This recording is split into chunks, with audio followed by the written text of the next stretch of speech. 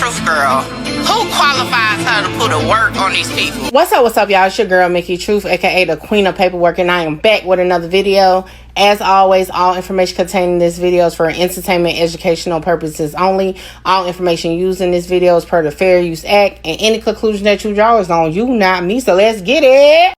What's up, Truth Team? You know, every now and then we got to go down a rabbit hole. So yeah, this is truly the question: did FBI Butta and Lil J give up K.I. and Boss Trail for the Odee Perry murder?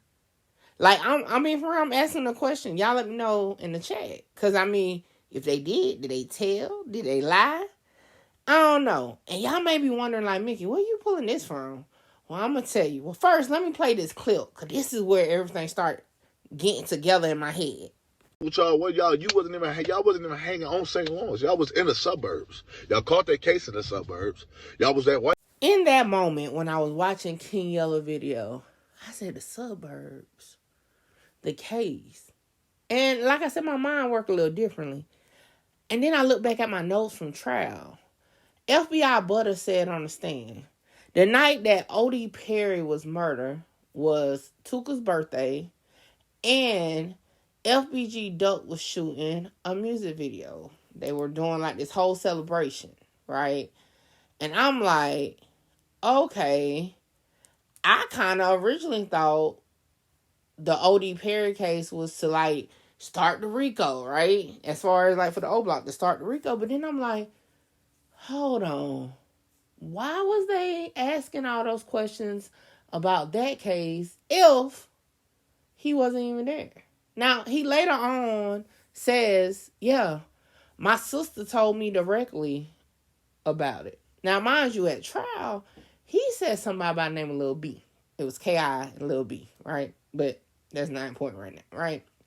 So, I'm like, okay. Then I looked further through my notes, and they kept bringing up the case with Lil J. And I kept saying, like, why are they bringing up the case with Lil J? Then I was like, oh, maybe it's a snitching allegation. But then hearing that clip from Yella had me thinking, the suburbs, King, Lil J, and FBI Butta. And it made me want to go back through the Odee Perry murder case. And this is not the review of the murder case that's coming next. But I'm going to show you where in the paperwork why all this is like having my light bulb go off in my head. Let's get into it. Hold on, Jay. I'm home right now because I blamed on my sister Kyle. All right, what some people don't know is that K.I. and Boss Trail wasn't added as suspects or defendants, right, on the Odee Perry case until 2017. By that point, both of them was deceased. In the third paragraph, it says that investigating detectives located and interviewed witnesses who have identified Stewart and Barnes as the individuals who pointed a gun at the victim and shooting him. In addition to the eyewitnesses, the detectives interviewed two third-party witnesses who stated that they personally had conversations with both offenders regarding the Perry murder. Both third-party witnesses stated that Stewart and Barnes admitted to killing the victim. Now, if you didn't know, K.I. and Boss Trail was not added as suspects on this case until 2017. By that point, both were deceased. Now, it had me thinking like, okay, I saw a part where they detailed a little more about these two third-party witnesses. So let's take a look at that part of the paperwork. Now, as you can see in the second paragraph, it says on August 4th, 2016, and of course it's heavily redacted, but they interviewed someone that stated they were all members of the same gang, Jaro City faction of the Gangster Disciple. Then it says that this person was aware because he had conversations with both Rodney Stewart and Jakar Barnes that they had shot and killed Perry.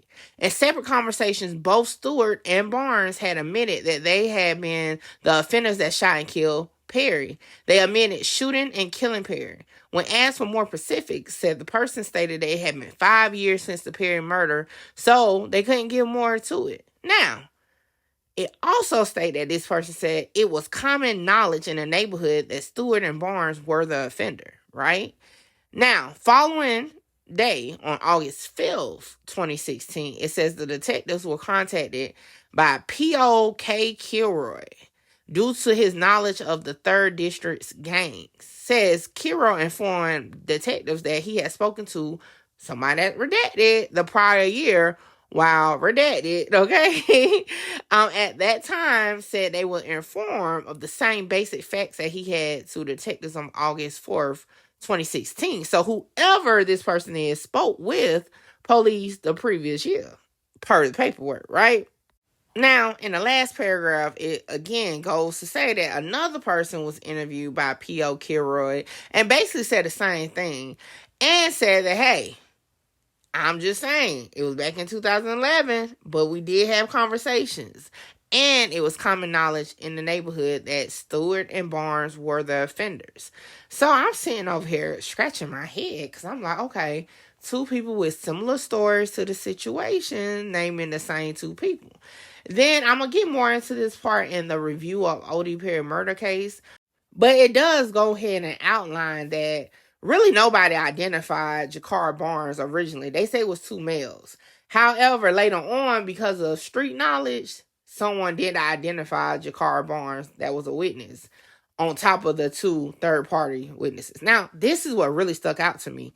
If you look at the top, it says, detectives learned that both were in custody for first-degree murder charges resulting from an incident that occurred in the southern suburbs.